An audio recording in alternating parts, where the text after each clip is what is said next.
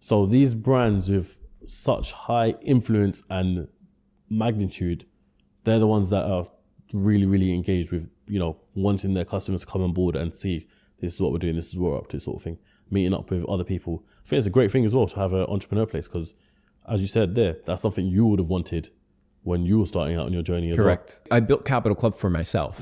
I didn't build it for anybody else. I built it for me. And I built it into something that I needed when I was getting started, when I was either an aspiring entrepreneur, a developing entrepreneur, or even right now, you'd be surprised. Like, people pay a lot of money to be part of high quality networks. People pay a lot of money to be in rooms with top dogs. And if you can curate that experience and you can facilitate that, it puts you in a really good situation. Yeah, I mean, the guy who I literally just done a podcast with now, he hosts masterminds and people pay up to upwards of $10,000 per mastermind just to get into the room with people. It unlocks a different type of mindset when you get in the room with someone else who has great ideas and then you just get back and forth. By the time you leave that day, your brain is fired up and you've got 10 billion different business ideas. That $10,000 investment is now going to make you $100,000. And you'd be surprised. A lot of people, what they don't seem to understand on the internet is that not everything can be found on the internet. Yeah.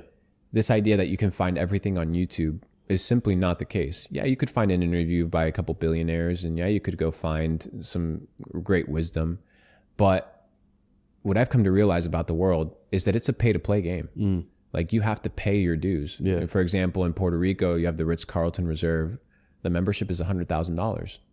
So in order for you to get into the club, in order for you to be part of the club, you just use the amenities. You don't get anything for free. You just get to use the amenities and get in. Yeah. But the people that are in there, you know that they're the real deal. They paid $100,000. Yep. So you'd be surprised. You're sitting with 9-figure entrepreneurs. You go to the jacuzzi and there's billionaires sitting there. They're having a good time. People are like, no, there's no way billionaires are there. They must be doing other shit. I'm like, no, like, there's billionaires hanging out and chilling, just like you're chilling. They've just been able to build and accommodate their lives in a better way. Yeah. And it gives you access. So you have to pay for access, just like you would pay to sit in a first flight or in a business class, business suite or something like whatever that. it is. And the people that you get to interact with or the caliber of people are extremely different than the people that are sitting in coach. It's just, it's just the name of the game. You pay to play, and it's the name of the game. It's just how it works.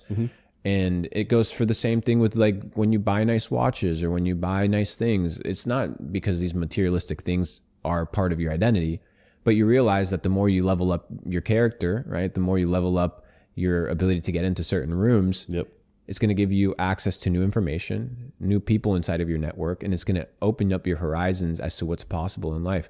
Dude, I sit down with a lot of high tier entrepreneurs, people that are doing hundreds of millions of dollars a year in sales, and I'm mind boggled every time because anytime that they talk, like, it's just pure wisdom. It's just game. It's just information on how to level up.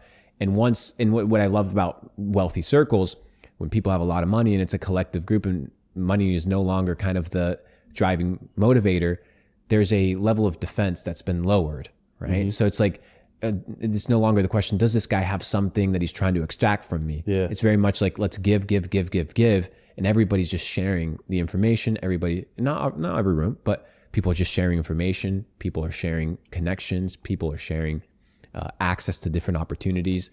And that's what I've come to realize is a massive cheat code in the video game of business. Yeah, a lot of people in together. Those people that you're talking about who do like 100 millions in turnover, do they have social presence? Some of them. Because a lot of them don't. What I've found as well, the people who I've met who have been on the same sort of lines as that, never have any social presence. They've got traditional businesses or unconventional businesses, and you meet them in the most random ways, and then you get hanging around with them. Those are the type of situations where I think to myself, no one else can meet you or learn your stuff from YouTube.